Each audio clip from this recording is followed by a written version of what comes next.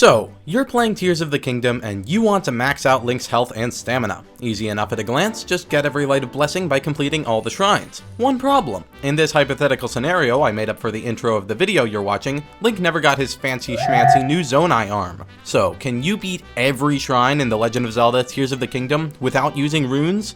Fine, you all think you're so smart.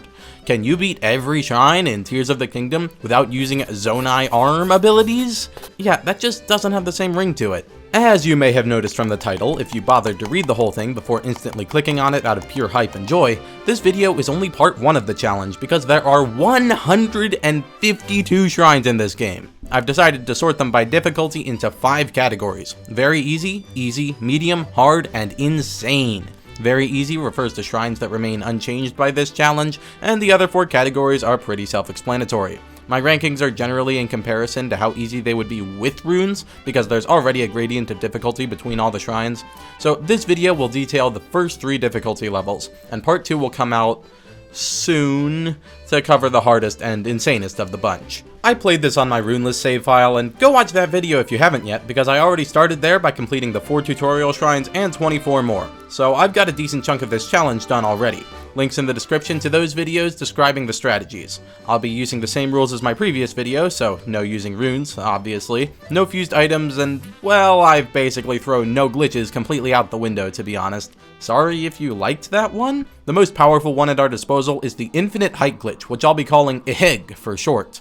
No, that makes it sound like I'm about to throw up.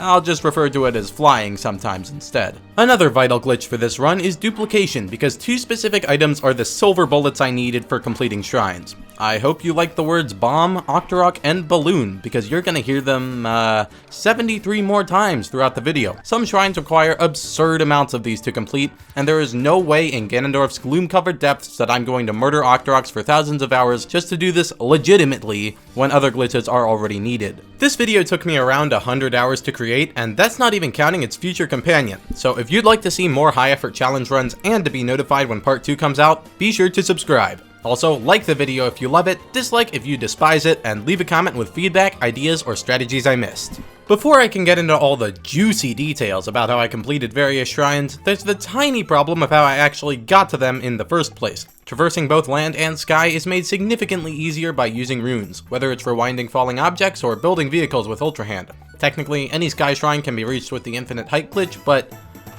no! Instead, using the towers located around the map was my preferred way to reach the sky, although a few of these have puzzles associated with them that intend for the player to use runes. Thyflo Ruins Tower is blocked by an anti-gravity platform, but Octorok balloons will lift it off and allow it to be activated.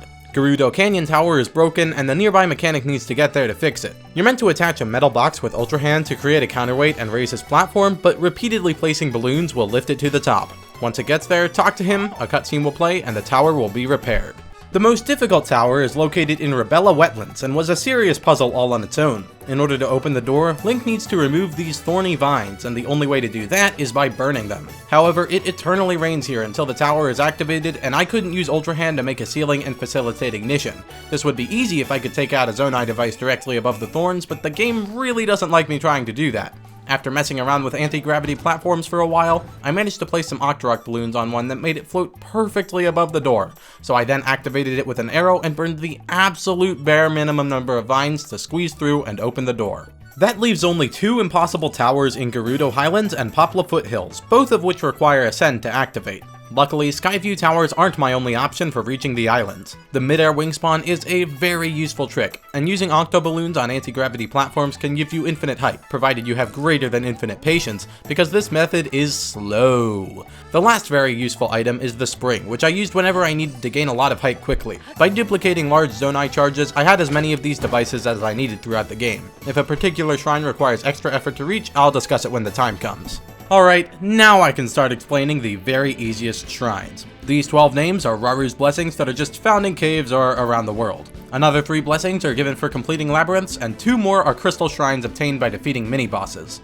A few more blessings are rewarded for completing shrine quests, such as Ishikin, which required me to bring this absolute chonker of a horse over to an equine-loving dude so he'd give me his crystal. Killing all of the monsters on Eventide Island unlocks Marari Inn, and completing the Yiga questline by getting the armor and offering bananas lets me access Swarawak. Ga-Ahisis is nothing more than a simple light reflecting puzzle. The 2 tutorial shrines I didn't complete in my original run are both named Combat Training Archery, because thinking of different names would have really stretched the budget, and the puzzles and target-based shrines can all be skipped by throwing bombs. A decent chunk of the very easy category are Proving Ground shrines, most of which... Hey! Don't drown me out with that music! I'm the narrator, I get to decide what...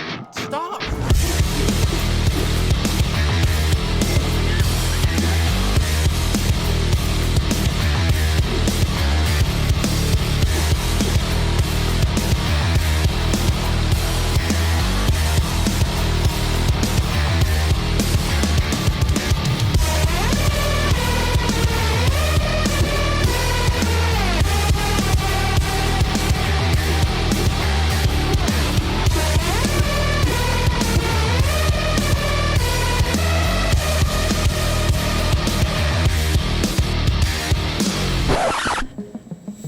It's about time. Finally, I get to say something.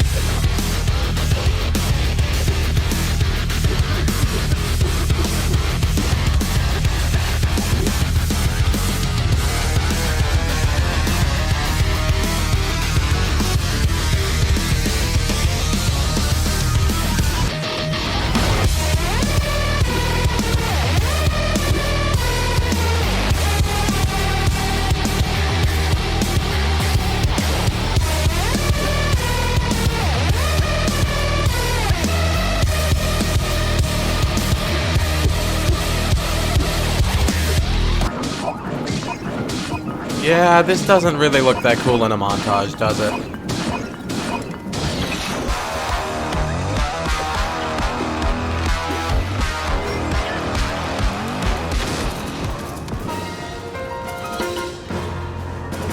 From here on, it's a bit of a grab bag. Gatakas and Meomechus are both aerial platforming challenges, which don't intend the player to use any runes, although Meomechus is located on the path to the Wind Temple, which is difficult to traverse. Springs got me through most of it, but in order to avoid ascending up this large chunk, I was forced to use a ton of octo balloons on a floating platform, which is a solid 5 minutes of my life I will never get back. Raru's Blessing, Sea Hedgehog Shrine, is unlocked with a basic skydiving course, and Alignment of the Circles Kyokagon Shrine is a puzzle that simply requires activator balls to be in the correct locations. I opened the first door inside Tenbez, Gravity, and Velocity completely by accident, and a bomb will activate the target to open the end.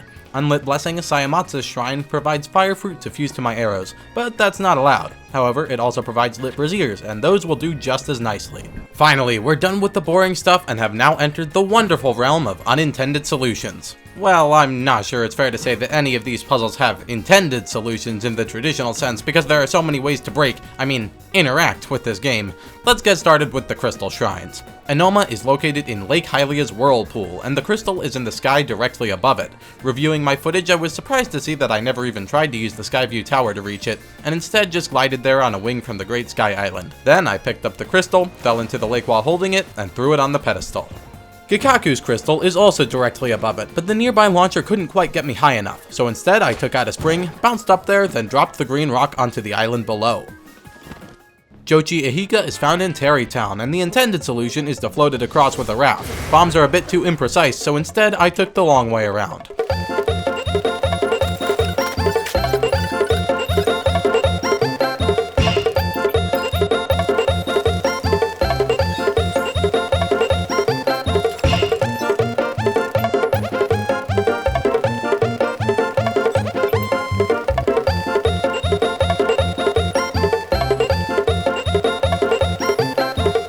At the end, the slope made me slip and drop the crystal, but it landed where it needed to go, instead of in the water.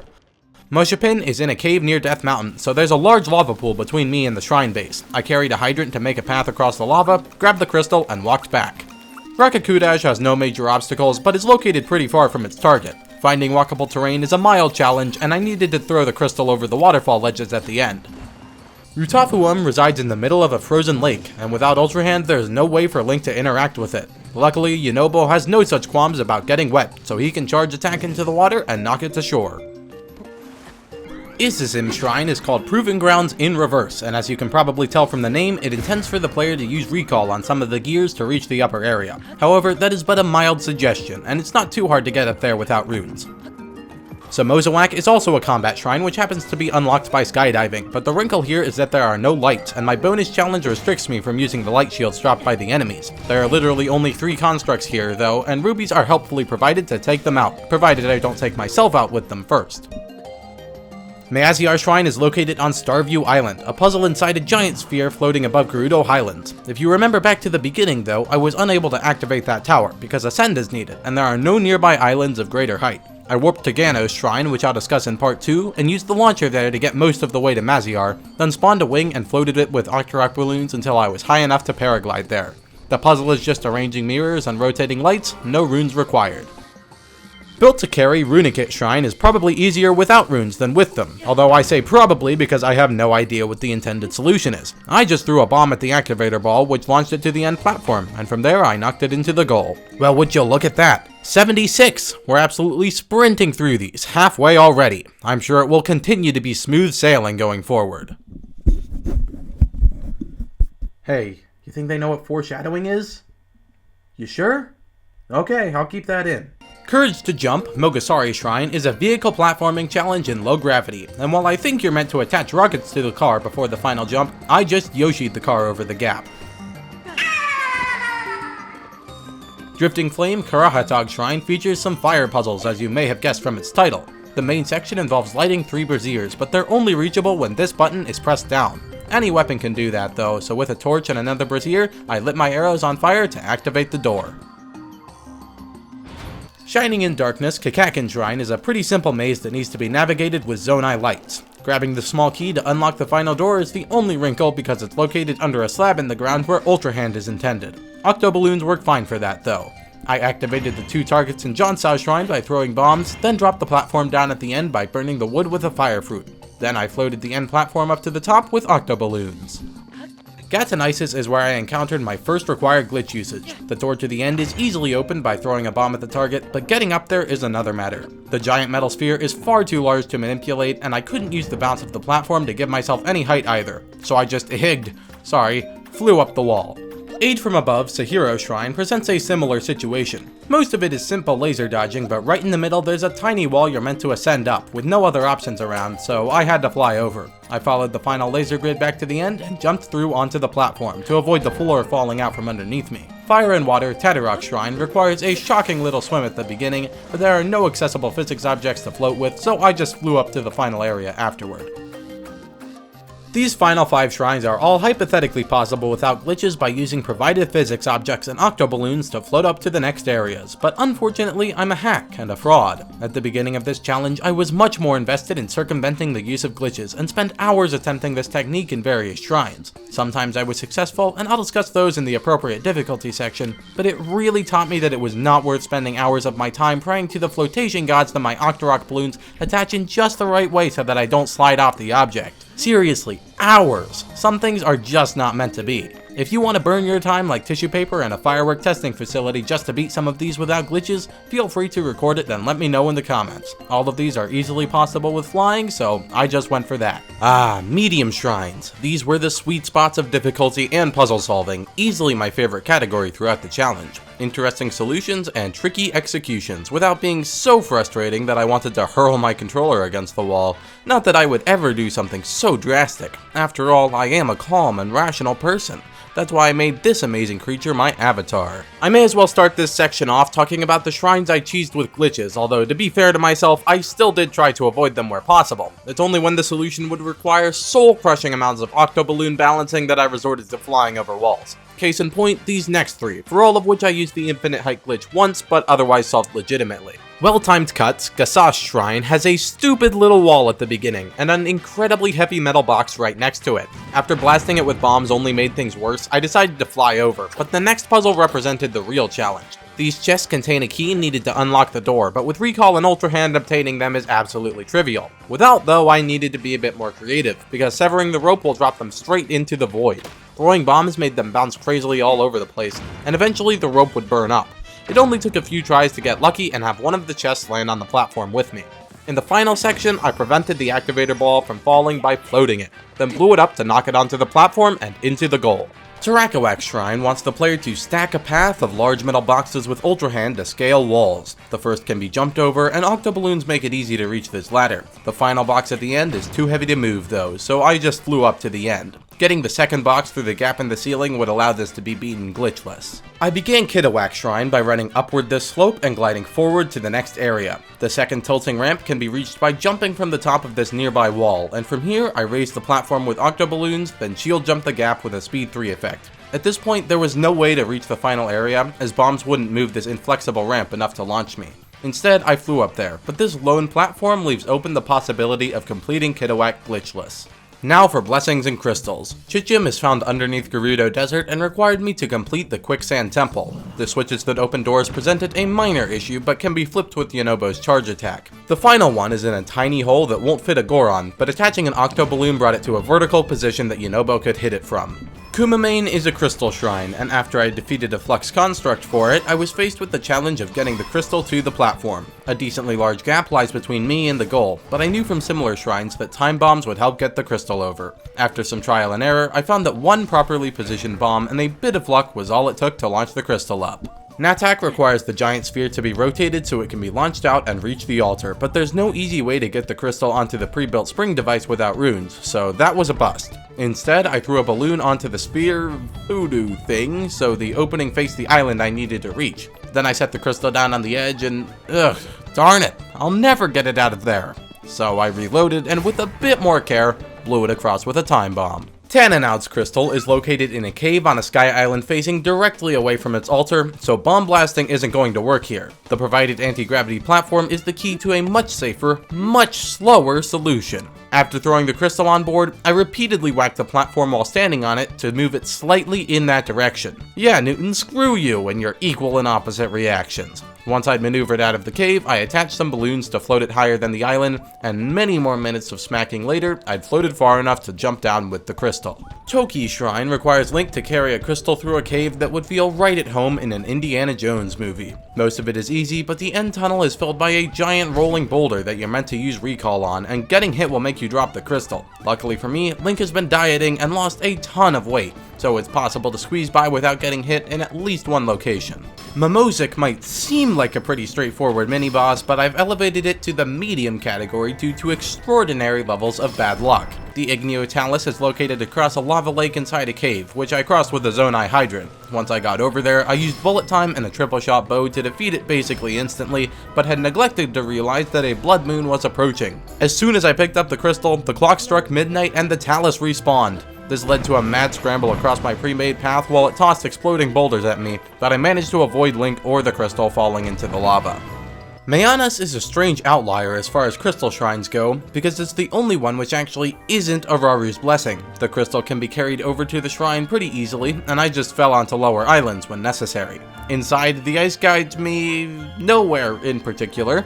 The target can be activated with a bomb, and while walking on these spikes does hurt, they deal such pitiful damage that it's not really an issue. Octoballoons on my mid-air anti-gravity purchase allowed me to easily cheese Ihan Ah Shrine. That's how I got over the first, second, and third obstacles, although it certainly tested my patience. I got the activator ball across the final large gap by tossing it onto the platform, then building a timer for a bomb to activate the platform's launcher. In order to ensure the ball didn't fall off, I picked it up and held it as I rode across. In Applejack's first puzzle, I completely ignored the wings on the wind and blew the activator ball across the gap with a bomb. Instead of landing directly in the goal, it bounced off the far wall and was about to roll off the edge, but I shot it a couple of times with my bow to reverse its momentum. The second area provides wings to cross the gap with, although without attaching fans, it's not quite enough. Instead, I got super lucky when I dropped balloons on the wing and it didn't go completely vertical, allowing me to drop another set, then paraglide to a lamp at the end.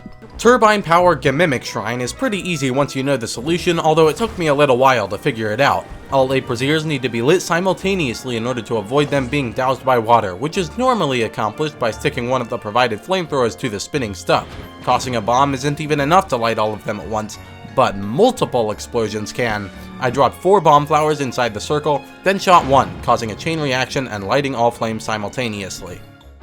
I honestly thought that jumping the gaps in Ren's Shrine would be easier, given that it didn't pose much difficulty in previous challenge runs. 2 properly placed bomb flowers can launch the activator ball to open the first gate, and somehow I managed to get it on the first try. But the second one, which was easy in the past, took me nearly 20. No, stop rolling out, you stupid ball! I would insult it further, but it's an inanimate object inside a video game, so that wouldn't cause any emotional damage and would consequently be a waste of energy. Eventually, though, I lucked upon a proper launch and opened the gate to the end. Ratsumamu is supposedly about balancing seesaws, but I ran across the first and used a balloon to mitigate the effects of my weight on the second one. I was unable to move this very fat seesaw at the end, so after a bit of trial and a lot of error, I simply levitated this metal box, which because of its shape was unable to tip me off.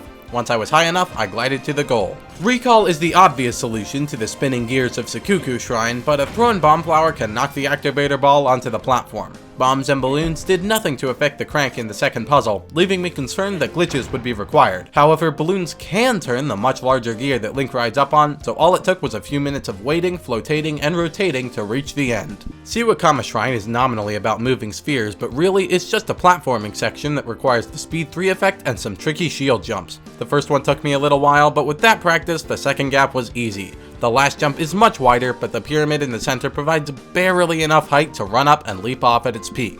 Octoballoons allowed me to completely skip the log building part of Tajikat's shrine because it's pretty easy to float up on a log and then jump off to the next area. I repeated this for the first 4 puzzles, then used stamina recovering food to swim across the final flowing pool. The first flowing lava river in Timuak Shrine can be easily crossed with the stone platforms that are automatically created, but the second is moving in opposition to the activator ball needed to open the gate. Some lucky balloon floating managed to get this platform wedged against the wall, and after some unfortunate lava dunkings, enough platforms had been pushed up against this to allow me to jump across and grab the ball.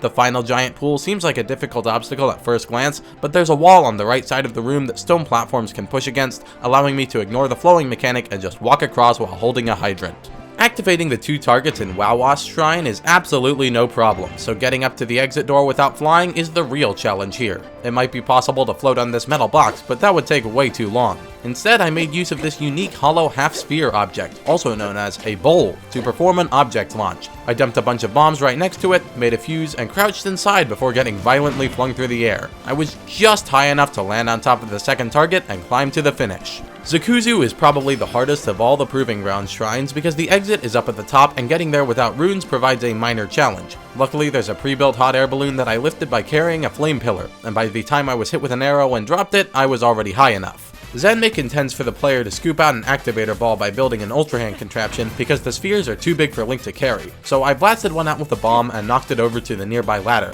One set of octoballoons isn't enough to lift it to the top, but this is where I first learned that throwing balloons at objects can still attach and float them. That's come up a few times in this video, but trust me, it'll be absolutely invaluable in part 2. Once the ball was high enough, I threw a bomb at it, which knocked it into the goal. Solving shrines without glitches is cool and all, but the last few in this video required them, along with a couple cheeky workarounds. A prone pathway, Demizuin Shrine has a massive wall at the beginning to prime the player to use Ascend in the main puzzle. Minutes of flying later, I was finally at the top, and the rest of the shrine is actually super easy. You're meant to rotate this box and ascend to the top, but it's possible to just jump out at the correct point in the rotation to be carried up there. Makasura, which tutorializes the stabilizer zone I device, puts me in a similar situation. The first wall is impassable without Ascend, but Link can be launched across the gap after that, and octoballoons can float the final platform high enough to glide to the end.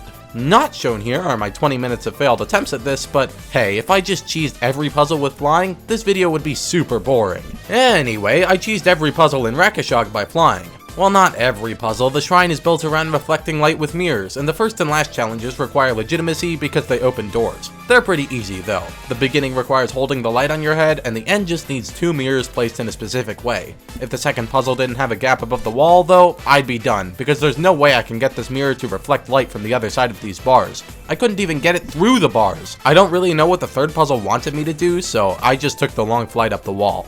Backtrack Sapapa Shrine is super annoying, because except for the platform at the beginning that requires recall or ascend, it's completely possible without glitches. I flew over the first wall, then lit the torches with fire fruit to open the door. The final puzzle requires the player to move the activator ball from the bottom to the top while between the doors, so I set a bomb, threw a balloon, and blasted the ball up top. Looking back, it would have been easier to just knock the ball into the void to make a new one spawn, because that's what I did by accident anyway, but whatever.